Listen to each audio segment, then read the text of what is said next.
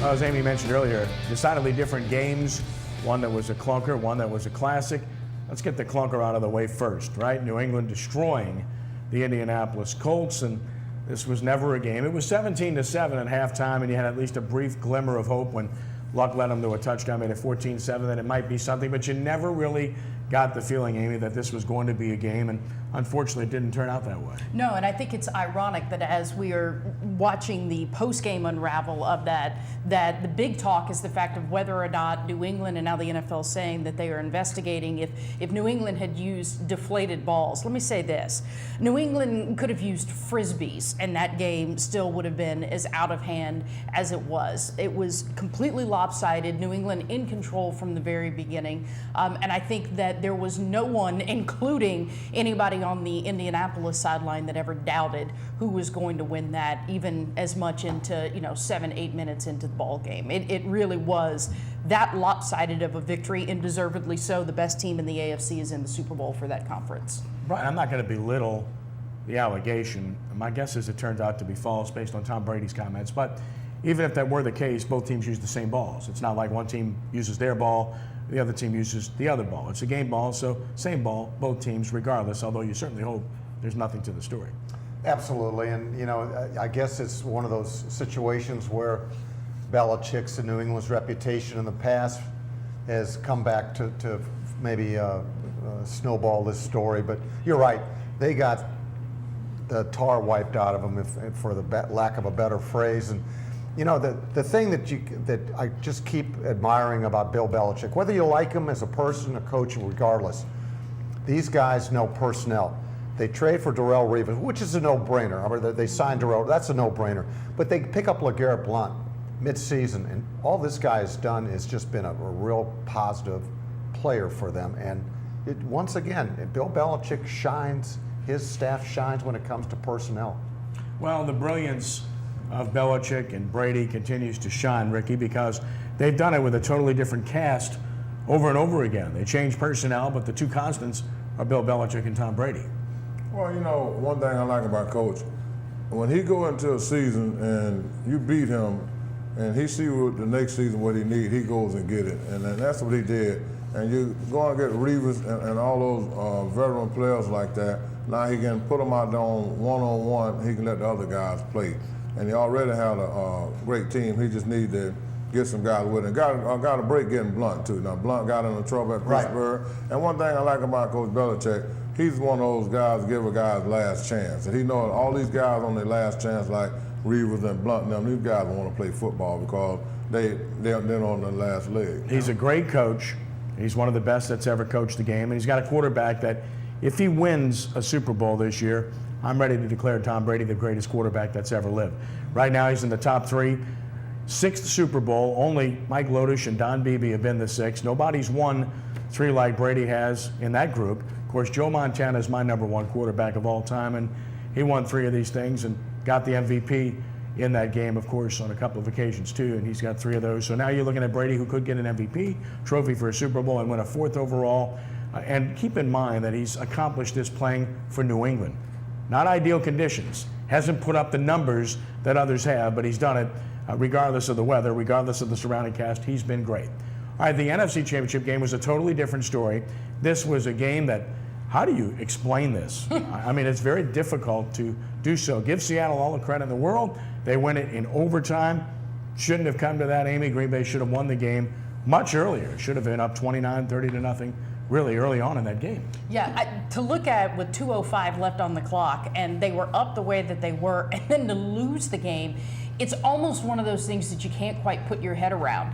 And there are some that hadn't. I do think that it is interesting if you look at certain things that happened around the country, that there were even very reminiscent to the political election where they called the presidency before it actually was finished. Well, it was the same thing. You had articles that were up live on the internet talking about how the Packers were on their way to the Super Bowl, and they lose it with 2 minutes left on the clock, which you got to finish. You have got to finish in the NFL. Every second counts. And I will tell you, what a finish that game was. And fans left the game early, just to give you some illustration to it. Brian, as you go back and look at it, there's a million things to point to, but you look at the fact that on 4th and 1 on 3 occasions, they don't go for it. twice at the 1 yard line, once at about the 6-inch yard line, another time at the 1, another time at the 22, and each time they pass on it. And really it harkened back to the old Saints of Rickey Jackson's era under Jim Mora, and playing it safe and using Morton Anderson and kicking field goals. Mason Crosby was great. He made them all, including 3 from outside of 40 yards, but that's not going to win against the great teams. They didn't pile on like they should have. There's no doubt Sean Payton would have gone for at least one of those, especially the first one when you're at the 6-inch yard line. And I know they're going to gang up on the run, but sneak the ball. You got a 6'5" quarterback, push him from behind, he's in the end zone. Yeah, and I think it sends a message to your team too. Attitude. It really does. I mean, you want to establish, and the football analysis is when you're on the road and you're trying to beat a road team or a home team, you want to go for it. And they were in a position on 2 occasions in the first quarter to tack on more than 2 field goals, and it did come back to haunt them. But I've never. You go to playoff games, these are games within games in this. It was 16-0, then it was 19-7, and then all of a sudden it's 22-19.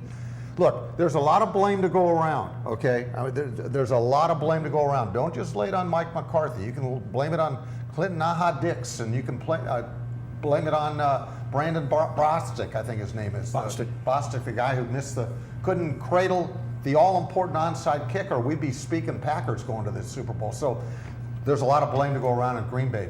But Ricky, there's 2 plays that really stick out in my mind. 3rd and 19 in the third quarter at 16-0. And Don Capers, we love him. He's a great coach, but you've killed Russell Wilson all day pressuring the quarterback, and you rush 3. And he had all day and completes a 29-yard pass to Doug Baldwin. They go on to get the touchdown on the fake field goal, which was set up by. And then, of course, the other one, inexplicably, is when Burnett gets the interception and he lays down with 5:04 to play with nothing but green space in front of him and a convoy at his own 43. Could have run for at least 20 yards. He might have had a pick 6 at the very least, get him in the field goal position to kick a field goal. What was he thinking? Those 2 plays to me crystallized Green Bay's problems. Well, you can see what you call what he did yesterday. The coach was overcoaching. I mean, he had a chance to make a lot of great plays that he wouldn't go for. He wanted the 3 points, and I mean, it's just the defense. They played well in the beginning, but at the end, you see where they gave a lot of big passes up. I mean, no secondary, no safety in the middle. I mean, that was just bad ball they played at the end. They panicked. That was a good example. You can call the onside kick, they panicked, the secondary panicked, and the coaches panicked. So the whole team, they was afraid to win. I put the game like that. They had a chance to win, but looked like they was afraid to win. I think it's a good description. I seldom use the word. I don't like it, but they choked. They really did. All right, so the Super Bowl matchup is set. And Amy, the good news here is you've got the 2 best teams playing for the Super Bowl championship. And they're the number 1 seeds. They clearly are the best teams in their conferences. And as a result, the odds makers agree they've got this as a pick'em game. So if you're a fan, this is the matchup you should want, whether you love these teams or loathe these teams. I think, and you just said the point that I wanted to bring up, the like or loathe these teams. The thing I find most interesting about the 2 teams that are in the Super Bowl this year is that aside from their respective markets where they are, it is amazing the amount of dislike that people around the rest of the country have for this. And so I've gone through a lot of conversation today with people that have called and asked me, who are you for, Seattle? And I even personally say, I don't care. I don't particularly care for either team. And the response I get is, that's my situation as well. And so it's very interesting to see going into this a Super Bowl where there's not a lot of fan base for either team outside of their respective markets, and vehement dislike for these 2 teams. I think it's been absolutely fascinating to read about and watch over the course of the last, when was this decided? 24 hours or so now. Brian, since 1975, when this format went into place with the seeds and everything else, this is only the 11th time the 2 number 1 seeds have met in the Super Bowl championship game. So it hasn't happened a whole lot, although it happened last year with Seattle and Denver, and we all saw how that worked out. Well, you know what? Arguably, these are the 2 best teams, and they showed it. Seattle had to do it a lot differently than New England did, but I'm with Amy and Kenny, also with you guys. New England has not been one of my favorite teams for a variety of reasons, but Seattle continues to give fodder to reasons why you don't like them or you don't pull for them. They just do things to me that are just not classy. And to me, it's all about class. And for them to act and behave the way they do on occasions is just beyond me. So I'm kind of teetering right now. I'm an NFC guy deep down, and I generally will pull for the NFC, but we'll see what happens with this.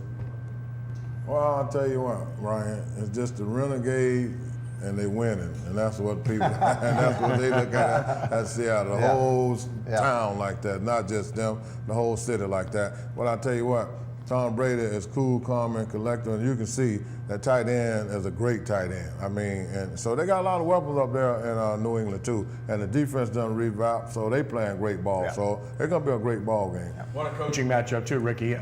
Arguably the two best coaches in the NFL, along with the two best teams. Yeah, I mean, but you know what? These here is player coaches, and that's what I like about it. Pete Carroll was with me at the 49ers. Everybody love him, want to play for him. Same thing with Belichick. You know, Belichick is a no-sense guy. He's going to give you, you know, what you're expecting from him. And that's what you like about it. That's why you see Tom Brady and all these guys, they love their coach. You know what I mean? A lot of people talk about him, but, you know, even like you're saying about the football stuff, what Belichick care about the football? Belichick don't care about inflated football. He's about winning. Yeah, all he want about winning. He ain't not studying all that stuff. Today's SportsNOLAtv is presented by Kia of Kenner. That's Premier Kia of Kenner and Premier Automotive Group. And thanks to Troy Duhan, Premier Kia of Kenner, and the entire Premier Automotive family for their support. Premier Kia of Kenner is located at 2712 Veterans Boulevard. As always, you can visit their website at premierkia.com. Back to talk about your New Orleans Saints when we continue in just a moment on SportsNOLAtv.